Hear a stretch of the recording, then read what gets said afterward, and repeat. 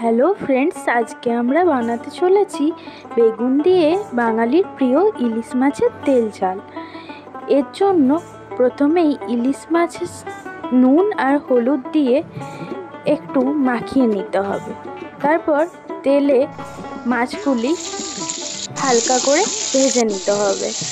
অনেকে এই তেল ঝালে কাঁচা ইলিশ মাছ দিয়েও পছন্দ করে, কিন্তু আমাদের বাড়িতে ইলিশ মাছটি হালকা ভেজে নিয়েই সবাই খেতে পছন্দ করে, তাই আমি ইলিশ মাছগুলি তেলে হালকা ভেজে নিলাম।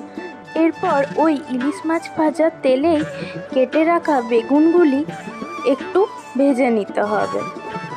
এরপর বেগুনগুলি তুলে নিয়ে ওই তেলেই দিয়ে দিতে হবে সামান্য কালো জিরে আর 4 থেকে 5টা কাঁচা লঙ্কা।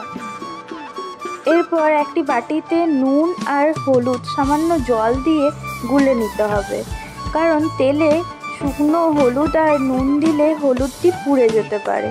তারপর এই মশলাটি হালকা ভেজে নিয়ে জল দিয়ে দিতে হবে পরিমাণ মতো।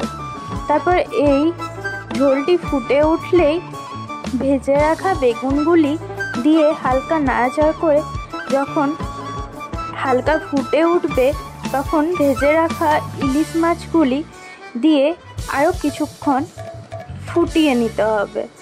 তারপর নামানোর আগে ওপর থেকে কাঁচা তেল ছড়িয়ে পরিবেশন করুন ভাতের সাথে। এই রেসিপিটি গরম গরম ভাতের সাথে খেতে খুবই ভালো লাগে।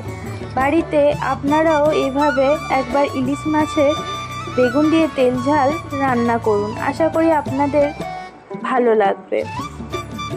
যদি এই রেসিপিটি আপনাদের ভালো লেগেছে তো লাইক, শেয়ার, সাবস্ক্রাইব করবেন। ধন্যবাদ।